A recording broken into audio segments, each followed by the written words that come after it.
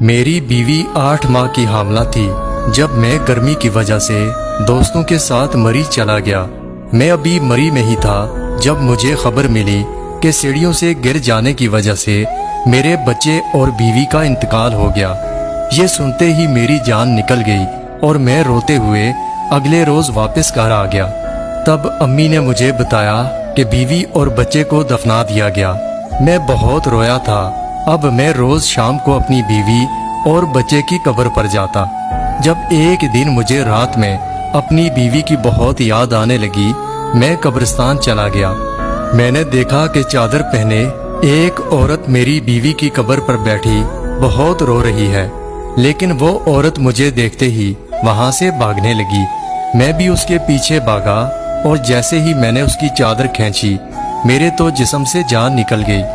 دل کرتا ابھی زمین پھٹے اور میں اس میں دفن ہو جاؤں، کیونکہ میرا نام حمید ہے اور میں ایک انجینئر ہوں۔ میری عمر 32 سال ہے۔ میں ایک کامیاب زندگی بسر کر رہا تھا۔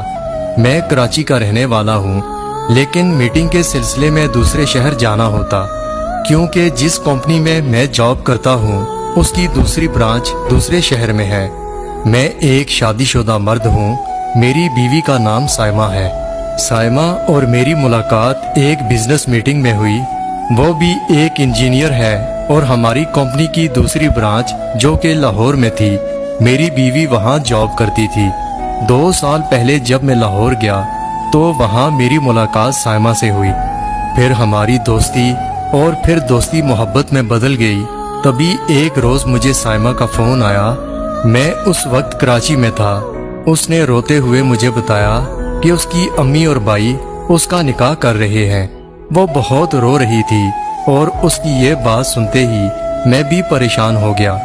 اپنی محبت کو کسی اور کے نام ہوتا دیکھ کر میں طیش میں آ گیا اور سب سے پہلے اپنی امی سے بات کی۔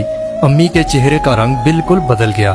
وہ کہنے لگی کہ تمہیں شرم آنی چاہیے اپنی شادی کی بات کرتے ہوئے۔ 3 جوان بہنیں گھر پر ہیں اور تم اپنی شادی کی بات کر رہے ہو۔ اس لڑکی سے کہو کہ وہ 5 سال انتظار کرے، اس سے پہلے میں تمہاری شادی نہیں کروں گی۔ امی کی یہ بات سنتے ہی میں حیران ہوا، کیونکہ اس وقت میں 25 سال کا تھا۔ میں نے امی کو سمجھایا کہ بہنوں کی ذمہ داریاں پوری ہو جائیں گی، لیکن سائمہ کی شادی کہیں اور ہو جائے گی۔ تو امی میری بات پر مجھے غصے سے کہنے لگیں کہ ہو جانے دو۔ امی نے میری بات ماننے سے انکار کر دیا، جبکہ سائمہ مجھے مستقل میسج کر رہی تھی۔ میں سخت پریشان تھا۔ پھر میں نے یہ فیصلہ کرنے میں دیر نہ کی۔ میں نے سوچا امی کو میں جیسے تیسے بعد میں منا لوں گا، لیکن ابھی مجھے سائمہ کے پاس جانا تھا۔ تب میں اگلے ہی دن لاہور آ گیا۔ میں نے ان کے گھر والوں سے ملنے کی بات کی تو اس نے صاف انکار کر دیا۔ کہنے لگی کہ ہمارے گھر والے نہیں مانیں گے۔ پھر سائمہ اور میں نے کورٹ میرج کر لی۔ جب میں اسے اپنے ساتھ کراچی لے کر گیا تو میری ماں اسے دیکھتے ہی پتھر ہو گئی۔ ان کے چہرے کا رنگ زرد ہو گیا۔